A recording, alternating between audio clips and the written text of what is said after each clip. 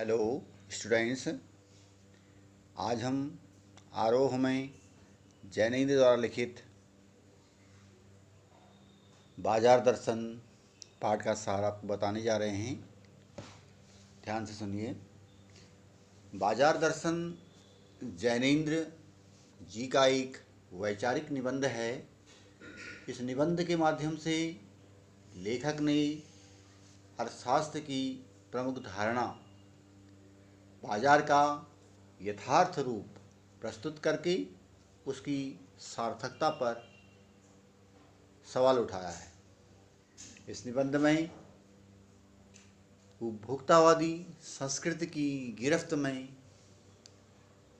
किस प्रकार मनुष्य चला आता है, इसका सुंदर वर्णन देखने को मिलता है।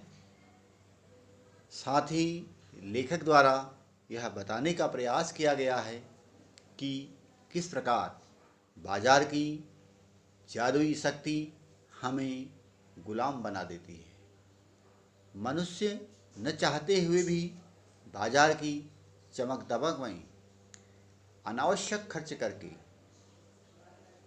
दिखावे की वस्तुओं के संग्रह में लग जाता है। यही संग्रह उसमें असंतोष, तृष्णा और ईर्ष्या को जन्म देती है। इसी कारण लेखक ने केवल बाजार का पोषण करने वाले अर्थशास्त्र को अनीति शास्त्र कहकर इसकी आलोचना की है।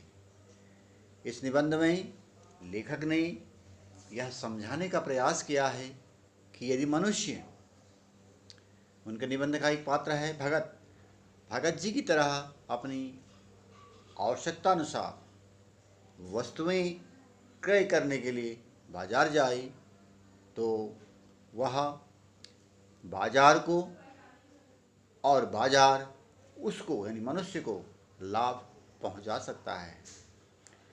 अर्थात उसे यानी बाजार को एक सार्थकता प्रदान कर सकता है।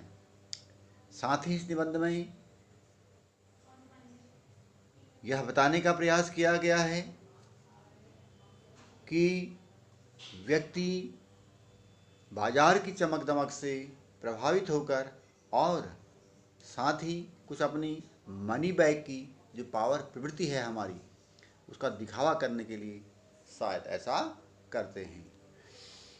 उसने ऐसे लोगों का वर्णन किया है जो पैसे को खर्च करने की अपेक्षा जोड़कर रखने में ही सार्थकता समझते हैं।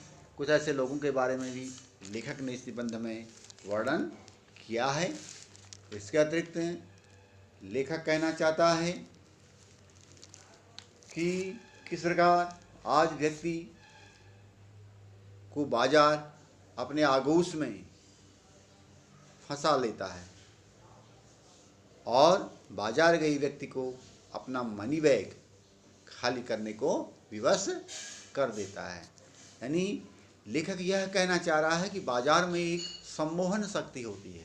सम्मोहन का मतलब है अपनी ओर खींचने की शक्ति होती है, जिसके मोह पास में बंध करके वह सब कुछ भूल जाता है और वह बाजार से सब कुछ खरीद लेना चाहता है, कुछ भी शेष नहीं छोड़ना चाहता है, भले ही उसके जेब में किराए के पैसे बचें या न बचें।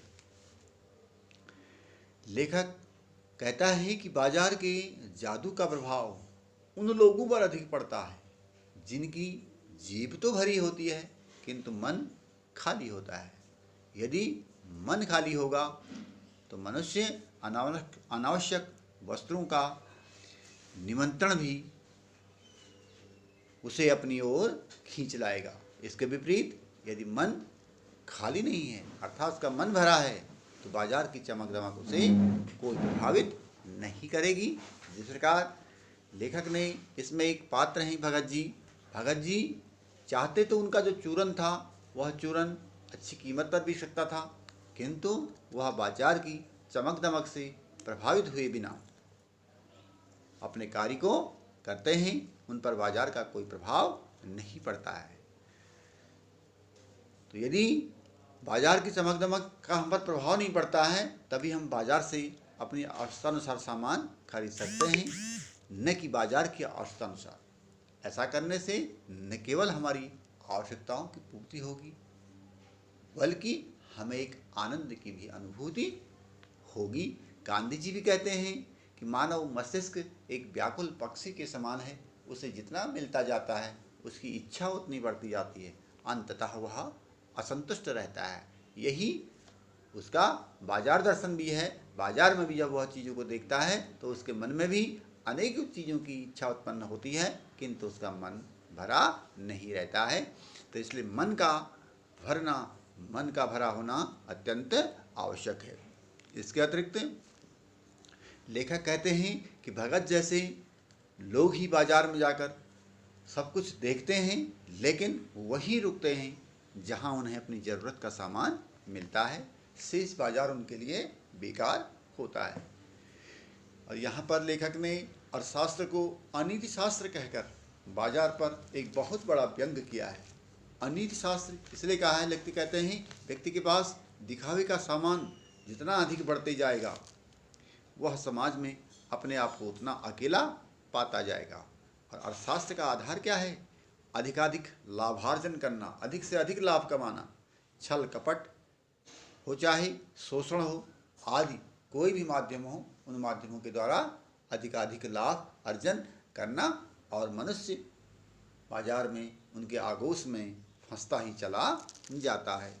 इस प्रकार अर्थशास्त्र के इस आधार पर प्रचार प्रसार के माध्यम से हम कह सकते हैं कि बाजार के माध्यम से समाज में फैलेगा, और जिससे क्या होगी, हमारी समाज में सद्वृत्ति, मेल मिलाप, एक दूसरे के प्रति कम होती जाएगी। जो अर्थशास्त्र हमारे लिए लाभ का होना चाहिए था, और अर्थशास्त्र हमारे लिए लाभ का न होकर के हमारे बीच में दूरियों को बढ़ाने वाला बनेगा। इसीलिए लेखक कहते हैं कि अर्थशास्त्र क्या है? एक अनीति शास्त्र है। तो यह हमें हमारी आवश्यकताओं को पूर्ति नहीं करता है। और इस प्रकार से हम देखते हैं कि हमें बाजार जाकर केवल उन्हीं वस्तुओं के बारे में हमें चिंतन करना चाहिए जो वास्तव में हमारे लिए अत्यंत आवश्यक हैं, अन्यथा हम बाजार के आगोश में फंसते चले जाएंगे। तो लेखक कहते हैं कि ऐसा बाजार जो अनीति का काम करता है, वह वास्तव में मानव के लिए क्या है? एक विडंबना है, एक मायावी शास्त्र है। इस निष्कर्ष पर जैनेन्द्र जी पहुँचते हैं कि बाजार की सार्थकता को वही जानता है, वही पहचानता है कि वह क्या चाहता है। जो लोग अपनी क्रय शक्ति में गर्व करते हैं, वे व्यंग की शक्ति बाजार को प्रदान करते हैं। निश्चय ही ऐसे लोग हमारे समाज में कपट को बढ़ाते हैं, और उससे समाज में वैमनस्यता बढ़ती है, और आपसी सद्भाव भी घट जाता है। तो हमें इन चीज़ों से बचना चाहिए। जैनेन्द्र जी बाजार दर्शन वैचारिक निबंध के माध्यम से कहना चाहते हैं कि हमें चकाचौंध में न पकड़ करके जो हमारी वास्तव में बहुत आवश्यकता की वस्तु है, उसी के प्रति हमें क्रय करने की आदत डालनी चाहिए। अन्यथा बाजार हमें अनावश्यक चीज़ों के गिरफ्त में ले जाएगा, और हमारा जीवन निश्चय ही दुखी रहेगा। इस प्रकार से बाजार दर्शन का एक सार पूर्ण होता है। Thank you.